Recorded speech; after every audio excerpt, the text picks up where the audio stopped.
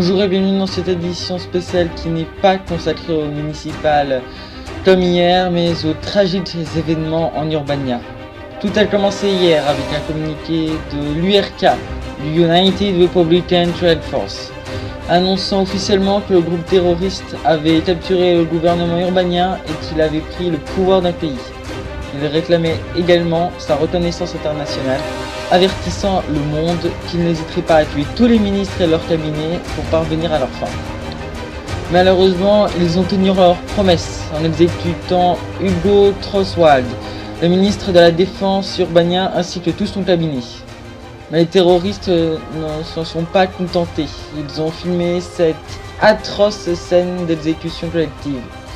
Ils l'ont ensuite posté sur internet. Par conscience journalistique, Polaro TV ne diffusera aucune de ces images.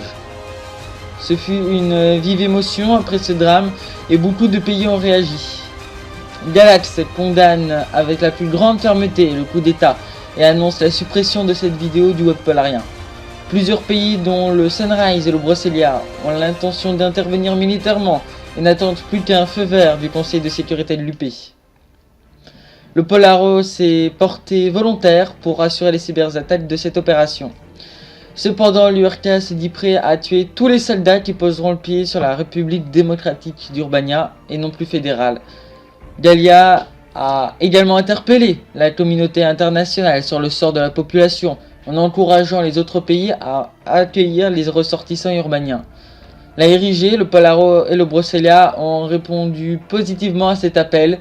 Les deux premiers leur donneront l'asile politique et l'autre mettra en place le même plan qu'en Galia, un hébergement d'urgence pour les ressortissants.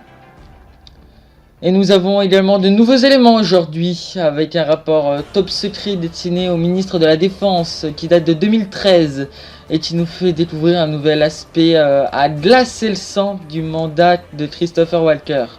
En effet, d'après ce rapport, il est question de massacre ethnique. Les Palkars étaient une minorité ethnique qui bénéficiait jusqu'en 2013 du statut de communauté indépendante.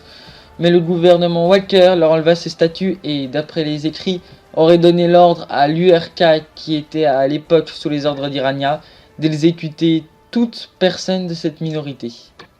Aujourd'hui disparue. Ainsi, selon certaines sources, l'URK, forcé par le gouvernement, aurait utilisé des armes chimiques sur ces minorités.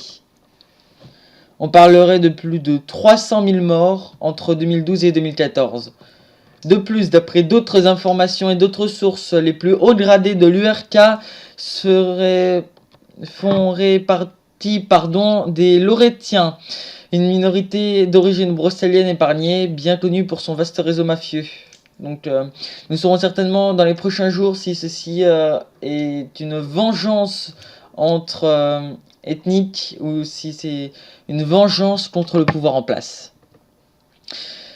Tout de suite, une courte page de publicité. Quant à nous, nous revenons tout de suite dans cette édition spéciale sur la crise en Urbania qui prend un nouveau tournant avec ces massacres ethniques du gouvernement Walker. A tout de suite.